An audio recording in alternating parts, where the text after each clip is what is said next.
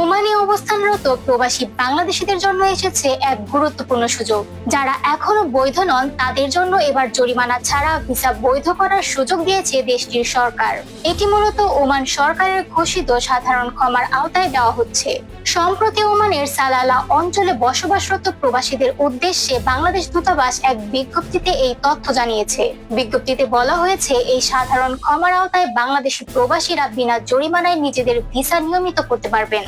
এই সুযোগ কাজে লাগাতে দূতাবাস খুব দ্রুতই সালালাহতে একটি কনসুলার ট্যুর আয়োজনের পরিকল্পনা করেছে, যেখানে ই পাসপোর্ট এনরোলমেন্ট সেবা দেওয়া হবে। তবে পুরো প্রক্রিয়াটি সুষ্ঠুভাবে সম্পন্ন করতে ওমানের রয়্যাল পুলিশ কর্তৃপক্ষ কিছু নির্দেশনা দিয়েছে। বিশেষ করে জনসমাগম যেন একটি সীমিত পরিসরে থাকে, সেই অনুরোধ তারা জানিয়েছে। এই কারণে দূতাবাস অনলাইনে একটি তথ্য ফর্ম চালু করেছে। যারা নতুন ই পাসপোর্টের এনরোলমেন্ট করতে চান তাদের সেই ফর্মটি একবারই পূরণ করতে বলা হয়েছে। সময় মতো এবং সঠিক তথ্য দিয়ে ফর্মটি পূরণ করা খুবই জরুরি।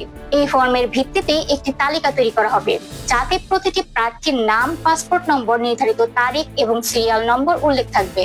তালিকাটি দূতাবাসের অফিসিয়াল ফেসবুক পেজে প্রকাশ করা হবে এবং সেই ক্রমানুসারে ই পাসপোর্ট এনরোলমেন্ট সম্পন্ন করা হবে।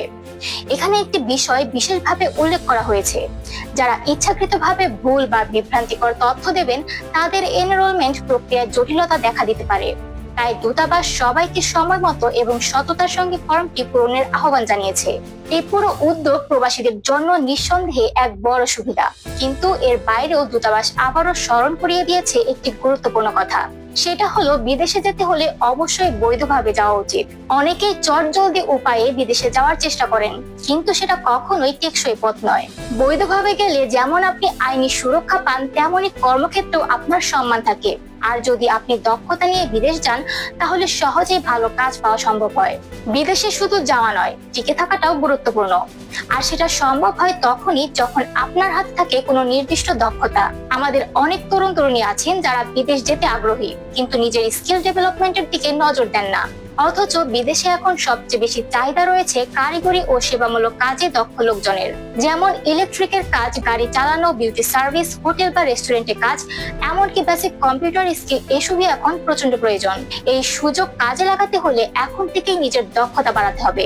প্রয়োজন হলে স্থানীয় প্রশিক্ষণ কেন্দ্রে গিয়ে একটা কোর্স করতে পারেন, ইউটিউবে দেখে শেখার অভ্যাস গড়ে তুলতে পারেন, কিংবা কোনো অভিজ্ঞ কারিগরের সঙ্গে থেকে হাতে কলমে কাজ শিখতে পারেন।